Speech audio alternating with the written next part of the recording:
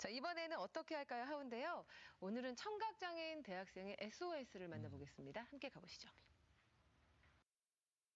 코로나19 국내 확진자가 9천 명을 넘어섰습니다. 수도권 확진자 증가가 계속되고 있는데요. 정부가 전국 대학의 개강 연기를 권고했습니다. 앞에서 말씀드렸다시피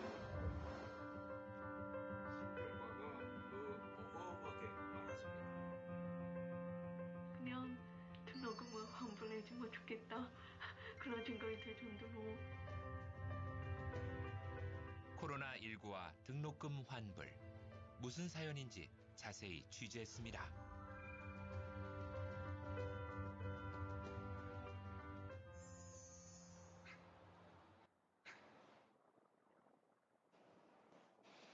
청각장애를 가진 학생들이 제작팀에게 보내온 제보.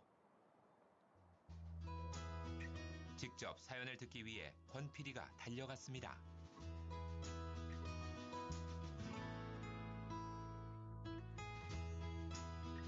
서울의 한 상담소에서 두 학생을 만날 수가 있었는데요. 안녕하세요. 안녕하세요. 만나서 반갑습니다. 수어로 소통하고 있는 이 두 사람. 공공행정학을 공부하고 있는 현진 씨와 수화 통번역을 전공하고 있는 예원 씨입니다. 수어 통역사의 도움을 받아 자세한 이야기를 나눠봤는데요. 온라인 강의가 아니라 현장 강의를 들을 때는 교수님 얼굴도 보고 또 PPT 반응도 살피고 속기 해주시는 분 자막도 한번 보고 이렇게 모든 상황을 고려하면서 수업을 들으면 어느 정도 할 수가 있는데 지금은 아무것도 없이 PPT 영상이나 화면만 보고 있어야 된다는 거 하니 도저히 이거는 너무 수업을 이해하고 따라가기에는 벅찬 상황입니다. 필요가 없다 그런 느낌. 그래서 좀 기분이 좀 많이 불쾌해져서 저는 그냥 등록금을 환불해주면 좋겠다 그런 생각이 들 정도로. 어떤 상황이기에 두 학생이 이리도 화가 난 건지 권 PD가 온라인 강의를 함께 청강했습니다. 이 경우에 어떻게 해야 돼? 한쪽에는 강의 자료가 보이고 집에 들어가기가 싫어. 다른 한쪽에서는 교수님이 열심히 강의 중인데요. 이 경우에 자 여기 자세히 나옵니다. 54페이지에 손해배상 청구할 수 있다. 또 이혼 청구가 전제돼야 되는 것도 아니다. 교수님 얼굴이 보이긴 하지만 너무 작고 또 자막도 없고 그래서 내용을 이해하는 게 좀 어렵네요. 혼인을 했는데. 현진 씨는 교수님의 목소리를 들을 수 없습니다. 흘림체로 필기된 글씨도 어떤 내용인지 알 길이 집에 없죠. 들어가기가 싫어. 동거 의무를 또 왜 집에 안 들어오니? 아주 잠깐 소리를 들을 수 없는 현진 씨의 입장이 되어볼까요?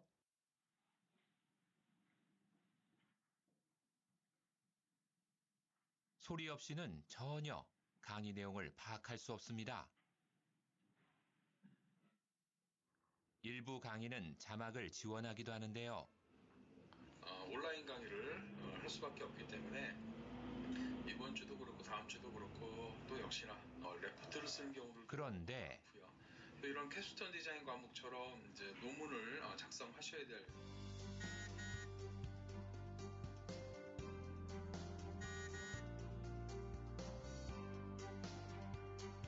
다른 사람들의 아이디어나 글 등을 출처를 밝히지 않고 심각한 자막 오류로 강의 내용을 제대로 이해할 수 없습니다. 난해한 문장들. 무슨 뜻인지 짐작이 가시나요? 마치 자기 자신이 생산한 듯인 양 속이는 행위를 표절이라고 합니다.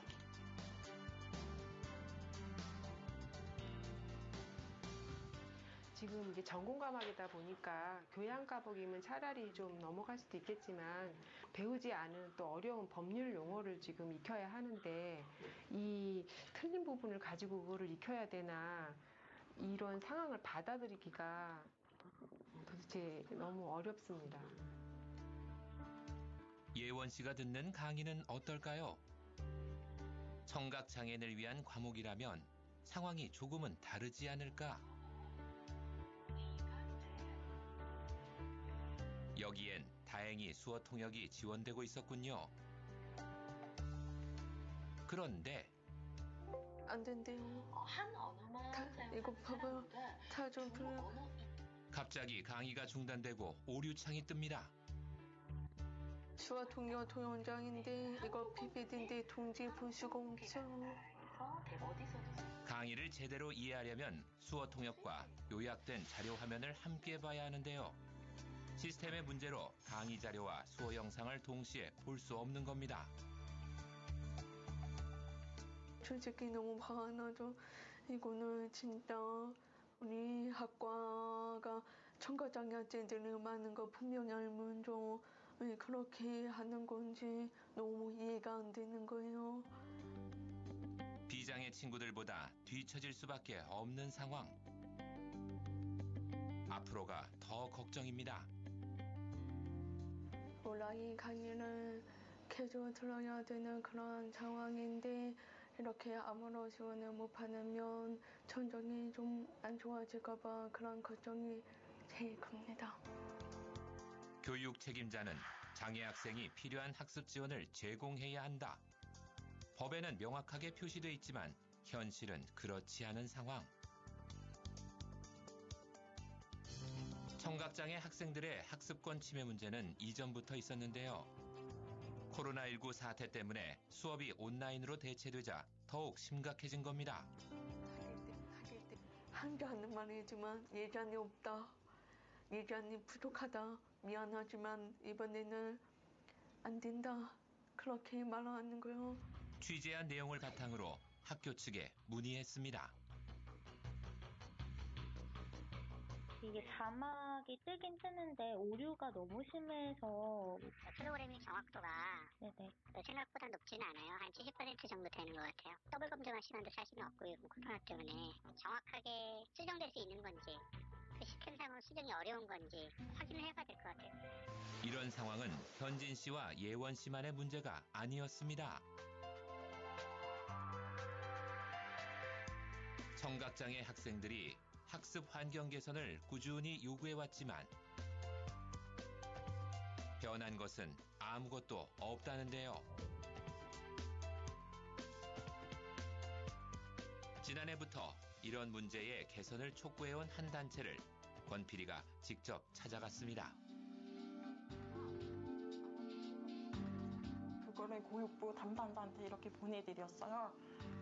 그래서 그분들의 대답을 노력하겠습니다.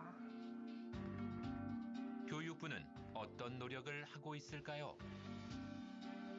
수어 통역이나 자막이나 학생이 원하는 그런 지원 방법을 강구를 해서 지원 조치를 하라라고 이제 공문이 한 4차례 정도 나갔어요. 어느 학교가 좀 미진하고 이런 학 같은 거가 대학이 이제 402개나 되다 보니까 영상을 저희가 일일이 확인을 할 수는 없을 것 같고요. 자료 같은 거 없으시고.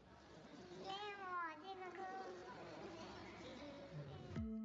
학생들의 학습권 침해가 계속되고 있지만 아직 준비되지 않았다는 말만 반복합니다. 대안이 없을까요? 제작진의 고민이 깊어졌습니다. 모범 사례를 찾기도 쉽지는 않았는데요. 광범위하게 조사를 거듭하다 희망을 찾았습니다.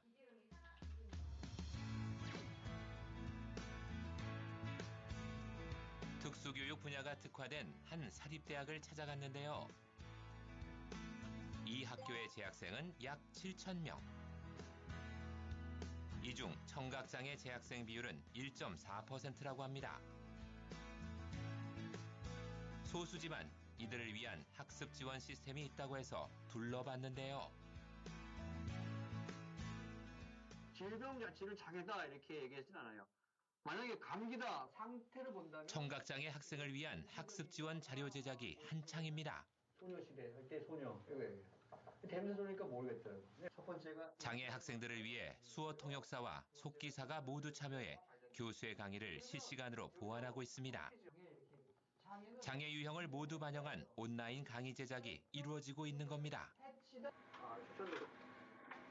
소개 이런 식으로 말씀드렸다면 이번 코로나 사태 또 이전부터 쭉 저희가 진행했던 노하우를 통해서 이런 오류 같은 문제들은 저희가 학생들을 통해서 한 번씩 더 검수 작업을 걸칩니다. 물론 손이 많이 가고 시간이 많이 가는 건 사실이지만 차별 없는 교육권을 보장하기 위해서 수어나 자막도 이제 자동 프로그램이 아닌 최대한 수동이지만 최대한 빠르게 작업을 진행하고 있습니다. 화면 안에 자막과 수어가 한눈에 들어오는데요. 전문 용어와 영어까지 오류는 찾아볼 수 없습니다. 우리가 통상 디서빌리티라고 얘기해요. 제작진이 찾은 모범 사례. 이 학교 시스템을 예원 씨에게 소개했습니다. 같은 경우도 그런 막차 탄 사람이라 정말 공부하면 너무 나을 것 같아요.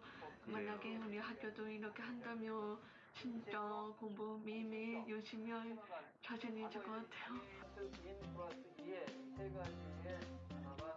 장애 학생의 학습권을 보장하기 위해 세심하게 노력하고 있는 지방의 한 대학. 예원 씨 학교의 담당자에게도 이 시스템을 자세히 소개하고 빠른 개선을 당부했습니다. 어느 부분부터 더 그런지도 알려주면 그 부분만이라도 정확하게 먼저 해서 바꾸는 건 오래 걸리지 않을 것 같고요. 아주 새로운 과목은 이제 세심하게 신경 써서. 비장애 학생과 차별 없이 마음 편히 공부할 수 있는 환경이 하루빨리 갖춰지면 좋겠습니다. KBS에 저희에게 관심을 가져다 주시고 해결하기 위해서 노력해 주셔서 정말 감사합니다. 네, 이 방금 보신 것처럼 장애 학생들의 학습권 침해 실태는 그야말로 심각했는데요. 청각장애 학생이 온라인으로 수업을 잘 따라가기 위해서는요, 일단 수어 통역이 제공이 돼야 되고, 또 속기사의 자막 지원, 그리고 화면 해설 지원까지 있어야 합니다. 근데 지금 보셨다시피 한국 농교육연대에서 조사한 자료를 보니까요, 전국에 409개의 대학이 있는데 그중에서 이런 시스템을 갖춘 대학은 손가락으로 꼽을 정도라고 하니까 그만큼 사태가 심각하다 이렇게 인지해도 될 것 같습니다. 네, 코로나19로 온라인 강의가 시작되면서 대두된 문제이긴 한데요. 사실 오프라인 강의실의 지원도 많이 열악했었다고 하거든요. 네. 예산 핑계로 이렇게 차일피일 미루는 동안 학생들의 성적은 누가 책임지겠습니까? 만약에 비장애인 학생이 이렇게 학습권을 침해받았다면 과연 이렇게 방치할 수 있었을까 하는 생각이 드는데요. 장애인 학생들의 학습권 보장 하루빨리 개선해 주시기 바랍니다. 네, 맞습니다. 자, 이번에는요, 꿈을 갖고 도전하는 장애인들을 위해서 멘토가 직접 만나 도움을 주는 시간이죠. 거위의 꿈, 멘토를 만나다. 오늘의 주인공은 누굴까요? 함께 만나보시죠.